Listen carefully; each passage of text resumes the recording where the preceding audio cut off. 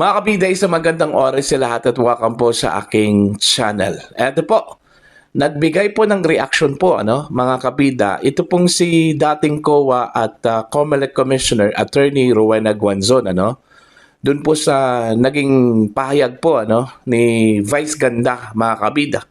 Kahapon po sa isang pagtitipon diyan po sa Luneta Park, mantakin nyo, nakuha pa pong isumbong po, mga kabida, ni Vice Ganda kay Pangulong Ferdinand Bongbong Marcos. Ito hong mga pagnanakaw po, na nangyayari po sa kaban ng bayan, mga kabida. Ito hong mga korap na bilyon-bilyong piso po ang ninakaw, sa pamamagitan po ng korupsyon. Okay?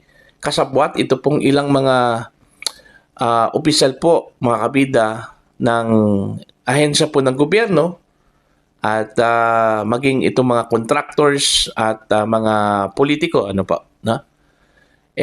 nakaligtaan po, mga kabida, ni Vice Ganda na si Pangulong Marcos po ay isa sa mga itinuturong responsable po, dito ho sa corruption issue po sa kanyang administrasyon, Kaya nga, ang sabi po ni Attorney Rowena Guanzon sa kanyang reaction po, mga kabida, ang sabi po niya, isa po si PBBM na magnanakaw daw, Okay?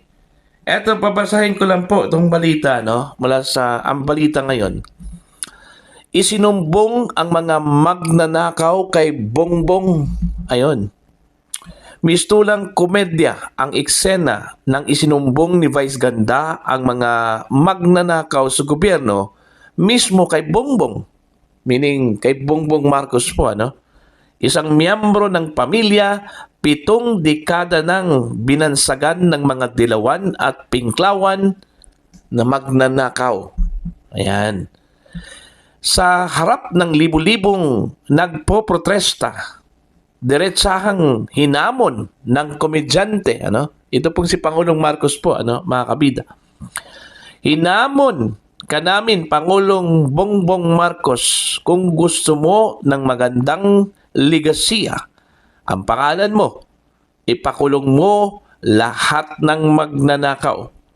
Sa kanyang Facebook, nagbigay ng maikli ngunit tagos na reaksyon si dating COA Commissioner Attorney Rowena Guanzon sa panawagan ng komedyante. Ito yung sinabi po ni Guanzon, mga kabida.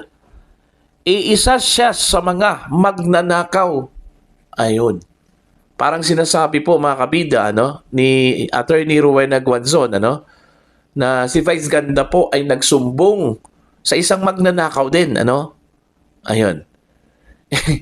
Alam naman po natin siguro, mga kabida, kung ano yung naging papel ni Pangulong Marcos doon po sa ipinasa, pinirmahan para maging batas na General Appropriations Bill, na ipinasa both houses diyan po sa Kongreso, Okay? Doon pa lang sa Bicameral Conference Committee, mga kabida, marami na pong mga questions, doon po sa bill na yon, hanggang pinirmahan po ng Pangulo at ito po ay naging General Appropriations Act.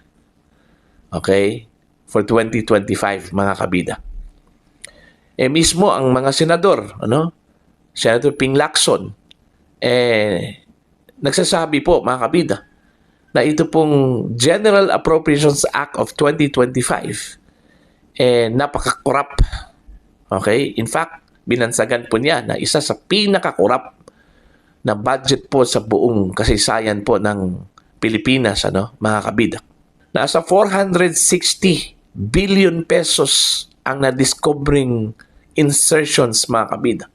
Pero ang ginawa po ng Pangulo, binito na nga niya, ito pong 79 billion pesos po, kulang-kulang pa po doon po sa kabuuhang 460 billion pesos po, mga kabida, na insertions. So meaning, hinayaan po niya itong makalusot, doon po sa GAA, mga kabida. So parang kabilang din siya doon ho sa mga nagkonsinti. Okay? So doon po ang problema po ni Pangulong Ferdinand Bongbong Marcos. So paano po natin siya pwedeng i-spare po dito? Yun yung pagkakamali po ni Vice Ganda. Ano? Para bang lumabas dito mga kabida na spare po dito si Pangulong Marcos. Ano?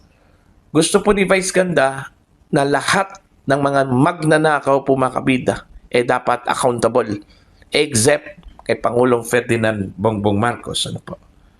Ito may reaction din. Ano? Ito pong si Mr. Rob Rances mga kabida.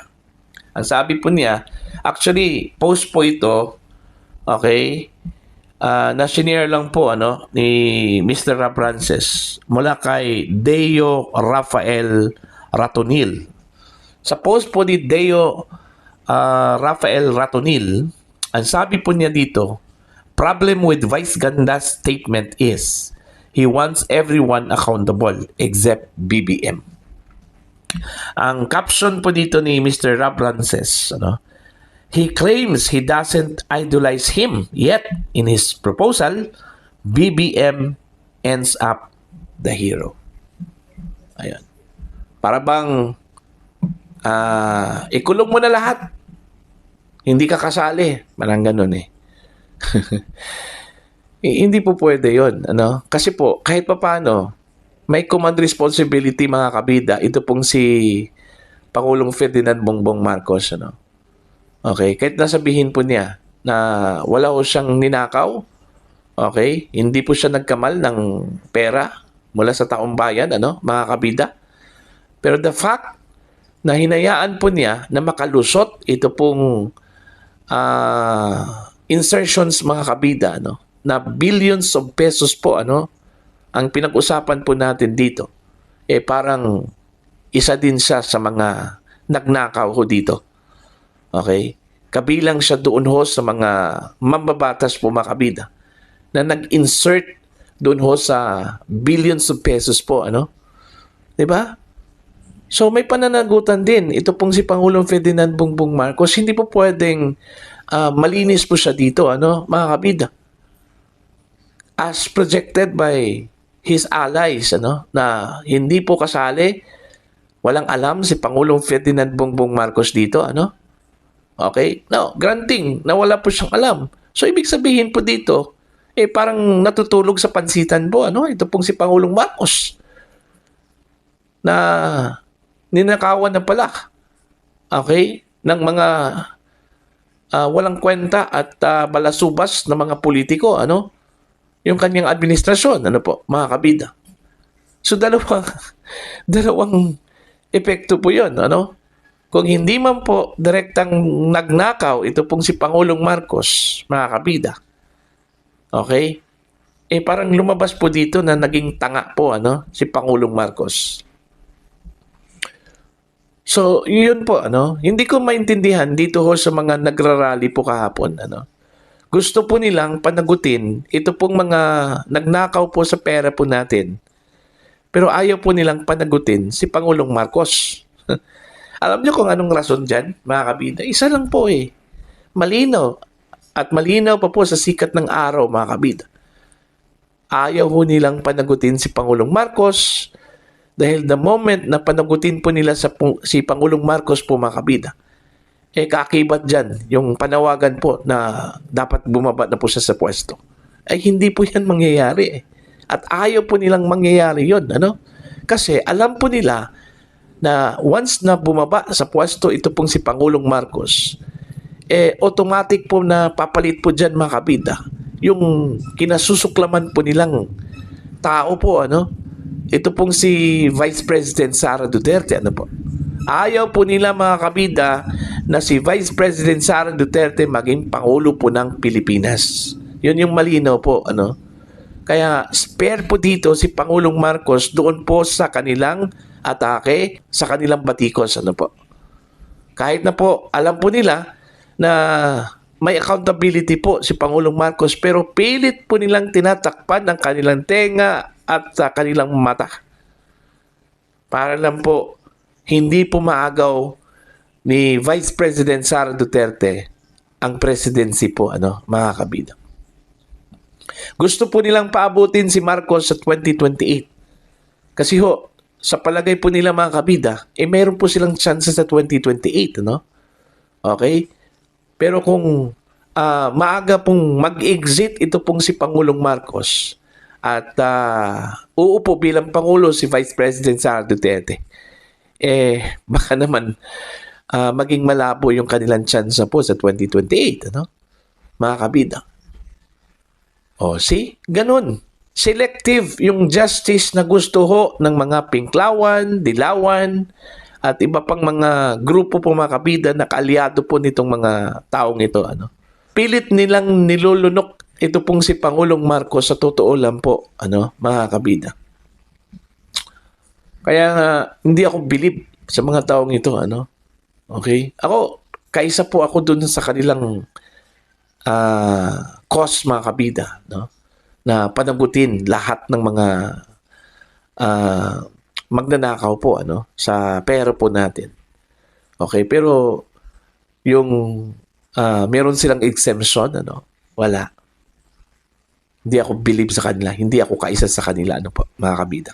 Lumalabas kasi dito, na parang naghugas kamay ito pong si Pangulong Marcos. Pinalilitaw dito mga kabida ng Malacanang at maging ng kanyang mga kaalyado, na malinis po si Pangulong Marcos. Kaya parati po nilang sinasabi po mga kabida na si Pangulong Marcos daw ay nanguna dito sa investigasyon, Okay, para po malaman kung sino-sino yung mga sangkot dito sa corruption po sa kanyang administrasyon, po. Kumbaga, lumabas pa dito mga kabida na siya yung hero, siya yung bayani, kasi siya yung nakadiskubre. Hindi naman po siya ang nakadiskubre. Taong bayan po, mga kabida. Yung mga concerned leaders po natin, na may pakialam sa bansa. Yung may pakialam po sa kinabukasan ng ating mga kabataan, Hindi si Pangulong Marcos. Alright? Nakisakay lang po si Pangulong Marcos dito, po. Pero sa totoo lang po mga kabida, part po siya sa problemang ito. Because he is a weak leader. Yun yung totoo po, mga kabida. Okay?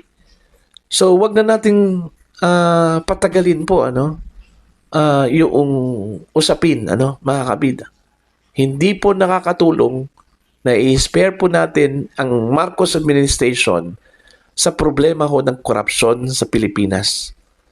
Kasi whether we like it or not, mga kabida, part po ang Marcos administration sa problema na kinakaharap po natin, itong korupsyon, mga kabida. Okay? So para po sa inyo, ano po ang inyong opinion at pananaw dito? Please comment down. Sa mga hindi pa po subscriber sa aking channel, please subscribe. Just click the subscribe button, click the notification bell, click all para updated po kayo mga kabida sa aking mga uploads. Maraming salamat po sa inyo lahat.